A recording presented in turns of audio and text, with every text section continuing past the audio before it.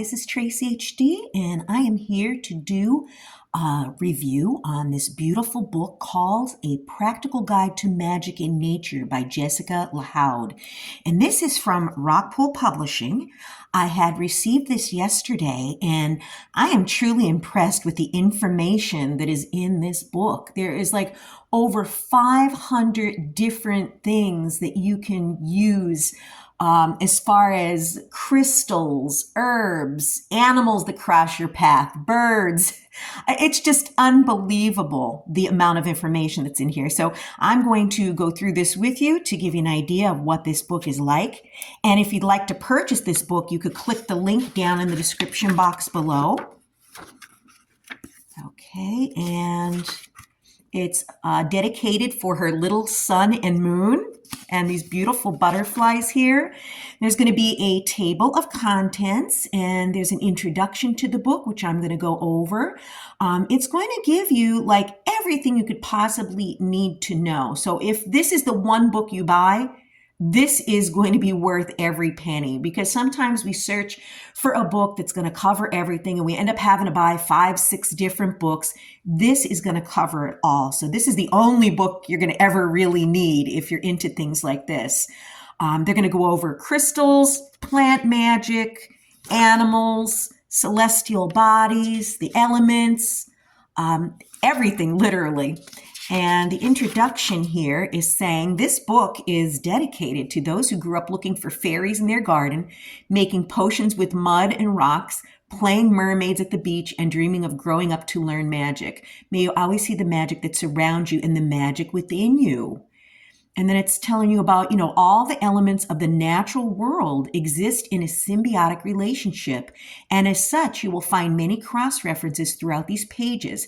Explore all that appeals to you. Take what resonates and leave what doesn't. Not everyone will feel the same affinity with crystals as they do for plants, and vice versa. While it's not always possible to substitute items, it's important to recognize every individual's magic practice and, developing your own way of, working with these things that are in the book. And I, for a fact, am really into crystals. As you can see, I have my amethyst cluster here, and I always have some black tourmaline, either here at my home, or I will put some in my pocket or purse when I go out. And I'm all about nature, and the symbolicism of, pine cones and plants. And I'm pretty much a nature lover, and I enjoy all of these things that are mentioned in the book. And truly, there are so many animals that roam my property, and every day, whether it's a bird that comes to my home, or, maybe it's a doe, or, it could be a chipmunk, a squirrel, whatever. When these animals cross your path, they're bringing spiritual messages to you. So it's going to go over that in this book. So I was so excited, getting this book and, being able to do this review for you today. Part 1 is going to be the crystals. It's going to tell you to, how to use them for crystal healing. It says the use of crystals as magical tools goes back further than the written word. For thousands of years, crystals have fascinated and allured humanity, both for their beauty and for their healing properties. While millions of people across the world collect crystals for their decorative qualities or their rarity, crystals hold powerful healing energies that can influence our physical, spiritual, and emotional well-being. Yes, and that is very true. And I like to work with crystals when I do jewelry making. I make all different kinds of, necklaces, bracelets, and they do have very good healing properties. Especially, I like to work with the ones that are protective stones, like black obsidian, black tourmaline, and I use this amethyst crystal here in order to keep my cards clean and cleansed. There are so many ways you could use them, and she's going to tell you here how to clean them. Whether you're going to be cleaning them with water, or you could be, putting them out in the sun. Now, I would not put something like amethyst out in the direct sunlight because, of course, it's going to fade. I purposely like to put my crystals out on my windowsill during a full moon. That will cleanse them. And they're telling you could also, use smoke and burned herbs, to cleanse your crystals. I've done that as well. Especially when I purchase crystals and I bring them home, I like to cleanse them immediately because they do carry energy from the previous owner. So I try to clear those out as soon as possible. And then it's going to, tell you how to use the crystals. You could use them in rituals, a ceremony, how to keep them close. You could wear them as jewelry, putting, some stones in your pocket. I do that all the time. And let's see what else we have in this book. You could learn how to read crystal profiles. And then it's going to go into all of the crystals. And it's going to tell you the healing properties, okay? For example, we have amazonite here. And that is for the organ meridian. It covers the lung, liver, heart, and kidneys. It is symbolic of the throat and heart chakra. Okay, and it stands for the element of water. And it's used for communication, processing emotions, expressing yourself, calming yourself. And it's going to go through them alphabetically. So this is a nice reference guide. And oh, here we are, my favorite. Known for its protective qualities, black tourmaline shields against psychic attacks and low vibrational frequencies that cause discord in your life. And its grounding properties promote harmony and stability.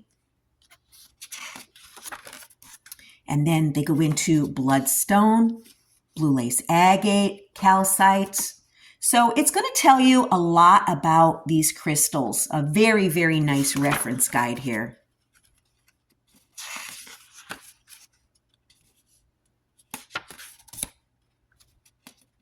And yeah, it's all alphabetical. So you could see how much information there is on these crystals.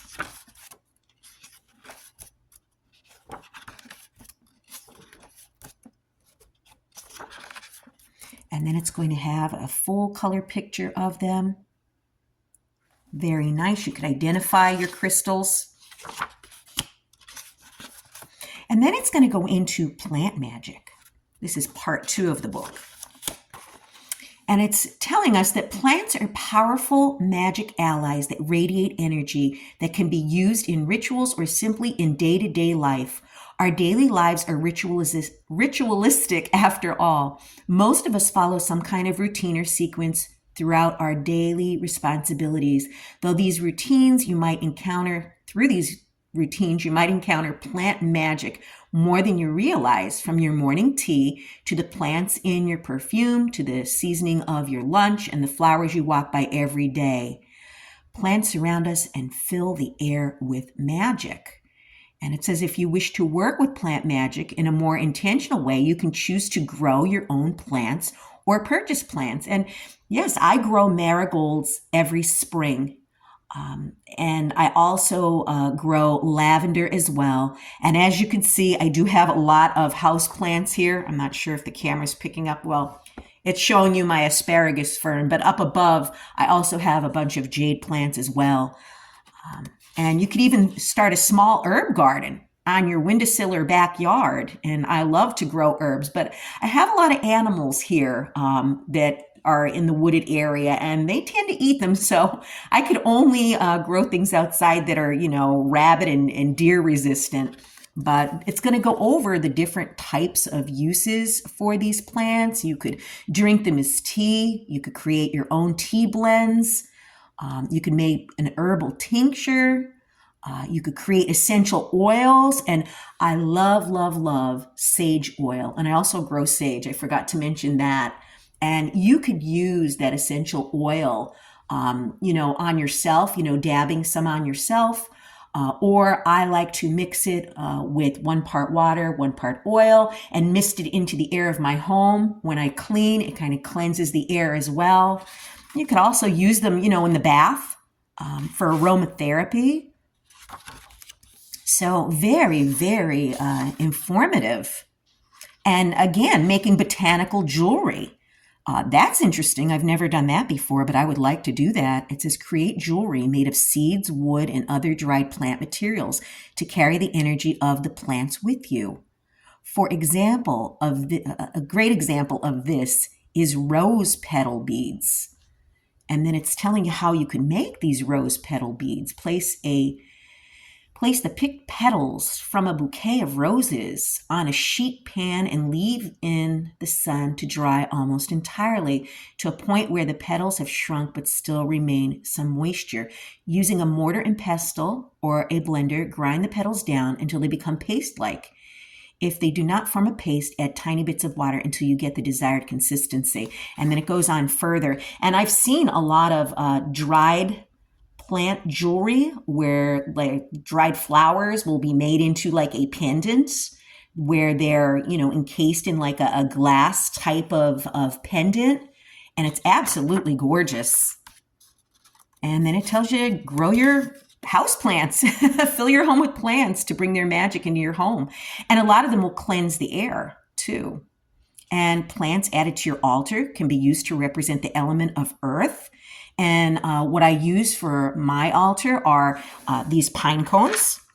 Okay, this would be my element of earth. And again, like I said, a lot of black tourmaline and amethyst as well.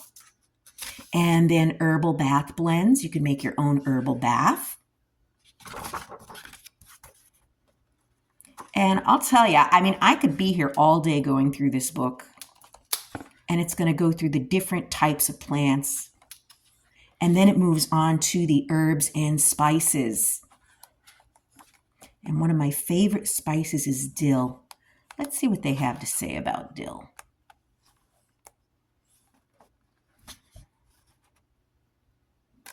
I think I may have passed it out here.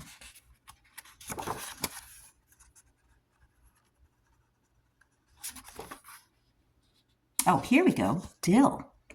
Okay, and dill is the celestial body of Mercury. That's my planet. I'm a Gemini. No wonder why I like it. It's the element of fire. The energy profile is active. The chakra is the third eye, heart sacral.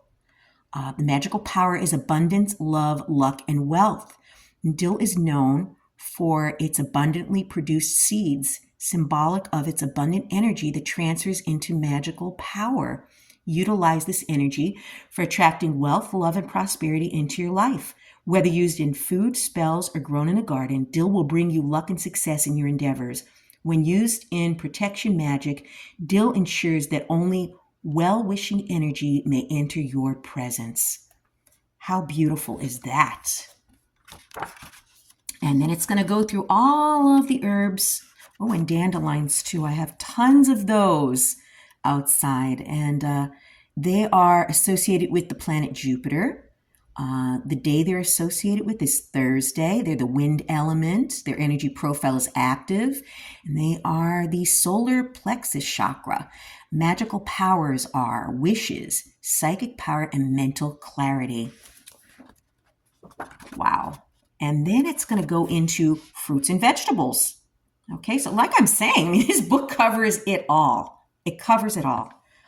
This is definitely a reference guide that I will be leaving out on the table to look through. Who would know that there's so many things in this book that, you have in your home right now that you could use for whatever purposes you want to use per the instructions in this book. And I'm all into, home remedies. I'm completely natural when it comes to that. I do not take any prescriptions or pharmaceutical stuff. If I have some kind of an ailment, I'm always using some type of an herbal type of remedy. So this is going to be very helpful. And then it's going to go into the animals. And like I was saying, I encounter animals every single day here. And it's fun to look up the meaning of, the spiritual message of these animals and, why they crossed your path that day.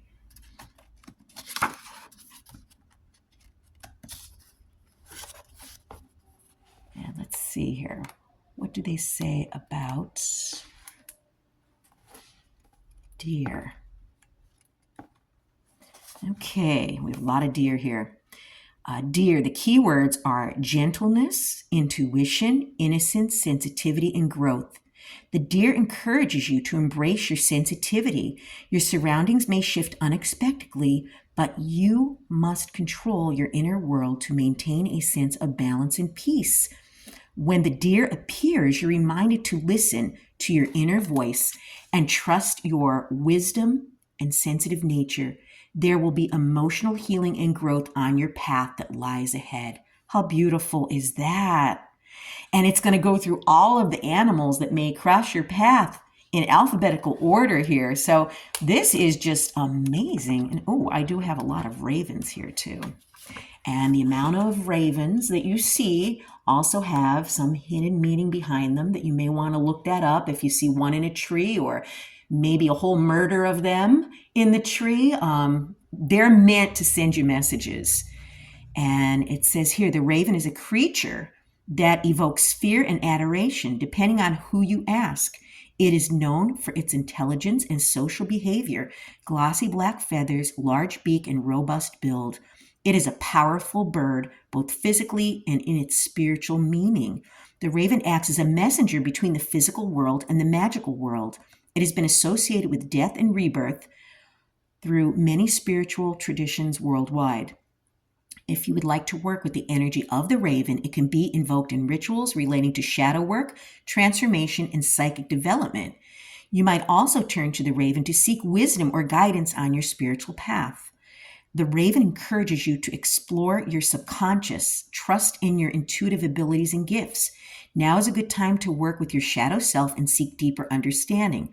When the raven appears, you're warned that transformation is on its way, and you may experience profound change or even a rebirth of sorts. Because of the deep association with death, the raven is sometimes seen as a bad omen, warning of ill fortune. So again, it has to do with how many of these birds you see. I mean, is it, like I said, 2 of these ravens, or is it 3? I mean, it could be a whole flock flying overhead. There's a lot of raven activity here on my property, and every time I hear them outside, I go to see how many there are, and I'm always looking it up. And then it goes into the planets and stars. It says many cycles can be experienced and witnessed in the natural world, all of which bring their unique magic into your life. This section of the book explores the magic of planets and celestial bodies, from the earth cycles reflected in the changing seasons to the unique power of the days of the week and the magic governed by celestial bodies. Each planet has its distinct vibrations and attributes that influence our actions and intentions. Throughout the history of ceremonial magic, planetary influences and hours have held significant importance historically. And yes, and I love following the phases of the moon, especially. And here we go with the days of the week. Okay, Monday is intuition, divination, fertility, emotions, dreams, and protection. Tuesday is victory, courage, strength, vitality, courage, conflicts. Wednesday is learning, communication, travel, money, divination. Thursday is justice, luck, prosperity, expansion, growth, and abundance. Friday is romance, love, friendship, creativity, beauty, and pleasure. Saturday is transformation, protection, banishing, cleansing, discipline, stability. And Sunday is abundance, success, leadership, joy, and vitality. Wow.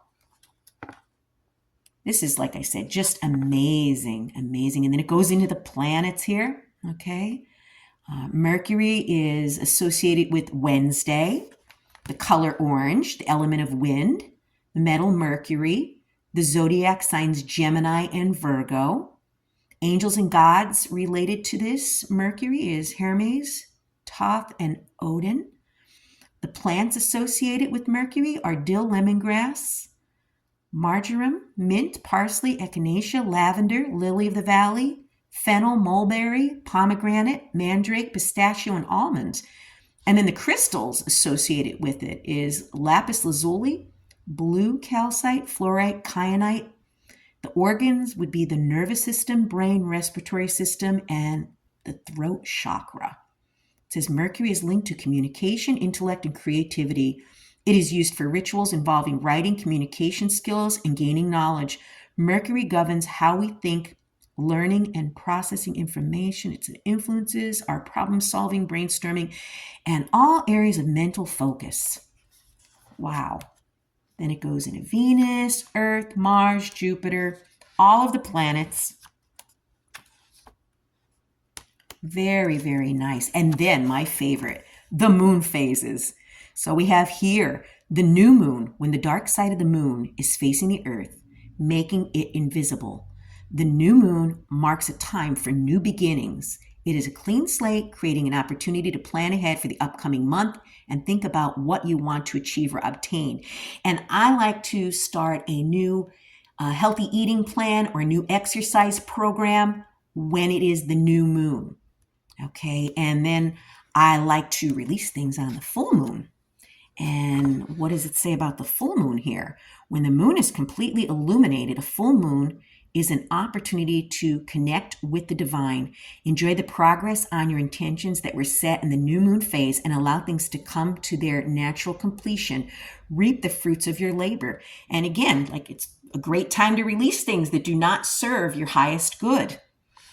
Okay, and then it goes into the special moon phases like the blood moon, blue moon, super blood moon, black moon. So the blue moon is a total lunar eclipse where the earth is positioned between the sun and moon, casting a shadow on the moon. During the blood moon, the moon will illuminate red. The blood moon brings the opportunity for rebirth and change. It highlights the aspects of ourselves that we keep hidden in the shadows. Emotions such as grief, anger, and jealousy may be heightened at this time. By bringing our shadow to the surface, the blood moon offers a chance for introspection and growth. So yeah, covering all that. Then it goes into part 5, the elements. Okay, and we have the earth, wind, fire, and water. And I have a beautiful sacred circle outside in my backyard. And I am always out there, doing meditations and stuff and, connecting with the elements. And, it's just an amazing, amazing energy. And it says, understanding the magic of the elements helps us to harness those energies in our everyday life and in our magical workings. Each element possesses unique qualities that could be integrated into your spiritual practice, and utilizing these principles can enhance your rituals, meditation, and healing. And that is so true. And it says, if you choose to keep an altar at home, a place where you will conduct all of your magical workings, having all of the elements represented on the altar can enhance the power of your spells, rituals. For example, the earth could be represented by soil, salt, plants, crystals, herbs, wood. Okay, and that's where my pine cones come in here. This would be symbolic of earth on my altar. And then the wind could be represented by feathers, incense, bird or butterfly totems or fan. Fire would be represented by candles, ash, incense, or a pyramid. I do have a large white candle on mine. And water could be shells, a bowl of water, perfume, oils, or a chalice. And it says, for a full list of crystals or herbs and their associated elements, refer to the previous section on crystals and plant magic. As you explore the magic in nature, pay as much attention to the magic in the invisible natural forces around you as you do the natural objects and creatures such as crystals, herbs, animals, and the like. And yes, I'm fully aware. When I'm outside, whether it's a plant, I usually take a picture of, plants and wildlife and post them to my Facebook page every day so people could focus on the beauty that surrounds them, because people are just so busy, working overtime on overdrive that they don't stop and literally smell the roses. So yeah, there is such beauty all around us, and you could connect with it every day. Even if you live in a city, just go for a walk in the park. If you live out in the country like I do, I live in the mountains, I could go into the woods, and I'll tell you, it's just so instantly grounding to be around nature, because buildings do hold energy. And I am so connected when I'm outside. And the last section here is Introduction to Your Personal Magic. And it says you are an integral part of the natural world, not separate from it. You, like nature, possess unique and powerful magic and wonder. Nature serves as a boundless source of inspiration, whether it's the roaring ocean that demands our respect or the subtlety of a starry night filling us with awe, nature's beauty and complexity cannot be overstated. Recognizing the magic in nature is a step towards understanding your own magic. Just as the universe is a vast cosmos of stardust, water, carbon, and more, you too are composed of these same fundamental elements. This is a kind of cosmic kinship. As above, so below, as within, so without. Beyond your physical makeup, it's the natural rhythms such as the moon's pull on tides or the sun's nurturing rays that reveal an intricate mirroring between you and the world. You are not just an observer, but a perfectly placed element in the natural rhythm of the world, experiencing your own cycles. As the seasons change, so do our moons and nutritional needs. As we age, we experience physical, emotional, and hormonal changes to our bodies. Some of us experience menstrual cycles. Every single one of us witnesses and eventually experiences the full cycle of life and death. A large part of our existence is in bearing witness to these many rhythms and cycles of life. Yes, we change just like the seasons. And then it's going to tell you how to clear your energy. You know, it's important to practice good energetic hygiene, just as we clean our physical bodies and our homes. It's important to energetically cleanse ourselves by maintaining a cleansed energetic field. You are also ensuring you maintain your magical power and that you can practice your spiritual or magical rituals and ceremonies without the interference of outside forces. Energetic cleansing is also an important part of ensuring psychic protection. So, yeah, you could simply do something like that by taking a sea salt bath, okay? That right there will remove the negative energies from you. Or you could sage your area. You could either use essential oil and water mixed together to spritz the air throughout your home. You could place crystals like an amethyst like this that keeps my home cleansed. There's so many ways. And she goes over how you could clear your energy with candles. If you light a white candle while setting a clear intention for cleansing your energy field, visualization meditation, smoke cleansing, like I was saying, you know, with burning sage, grounding, you know, just going outdoors with your bare feet on the ground. That's called, I believe, earthing. And now it's going to be warm enough here in the Northern Hemisphere for me to go walking through the grass barefoot. And I'm telling you, even if I'm just sitting in a chair, I will sit in my backyard and just slip off my shoes and just put my feet on the ground and just feel the energy of the earth. And if you haven't noticed, I am just so much about grounding. I'm actually sitting on the floor here as I'm doing this review because this is where I feel the most grounded.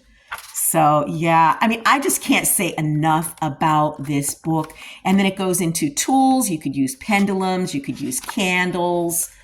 Wow. And then the chakras. Okay. And then the meridians. Wow. And then, of course, we have back here that you could look up things quickly, the index on what page it would be. I'm blown away by this book. I really, really am. And, oh, look at here, auras. Auras is another favorite thing of mine. It says your aura is the magnetic field or energetic field that surrounds your body. Every living creature has an aura, which changes and adjusts to each individual depending on their mood, what energy they are emanating, and their health. You are more than a physical body. You have multiple layers of energetic bodies and a spirit connected as one, existing within multiple dimensions and influencing you on a physical, emotional, mental, and spiritual level. And yeah, it's very important to, keep your aura clear too. And it says, auras are invisible to most, although some individuals with a strong psychic sense or who are very energetically sensitive to their surroundings may be able to see or sense the auras of those around them. And I sure can. And it's going to tell you, if the aura is red, it's passion, competitive, determination, strength, grounded. Orange is excitement, confidence, leadership, energy, and creativity. Yellow is joyful, friendly, intelligent, freedom, inspiration. Green, healing, compassionate, balance, and growth. Blue is intuition, communication, clarity, emotions. Indigo is wisdom, spirituality, emphatic, calm, intuition. Purple, high consciousness, spirituality, psychic powers, wisdom. White is purity, truth, divine connection, and black is blocked energy, fear, shame, and guilt. And I've been told many times that my aura is orange. So, wow. Very, very interesting.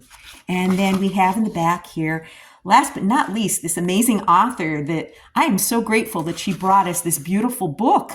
And this is Jessica Lahoud, is an author and artist and co-owner of Australia's iconic crystal store, Mineralism, with a deep fascination for the magic hidden in nature and the interconnectedness of all living beings. Jessica's writings invite her readers to explore the enchantment surrounding them and uncover the profound reflections of humanity mirrored in the natural world. As a third-generation gem merchant, Jessica's upbringing immersed her in the world of crystals, where she developed an intuitive understanding of the subtle energies and healing properties of crystals, plants, and all natural things. She spends her days offering these insights to Australia's spiritual community and continues to travel the world to source crystals for mineralism. Jessica is also the author of Crystal Companions, an A to Z guide, and Crystal Flashcards.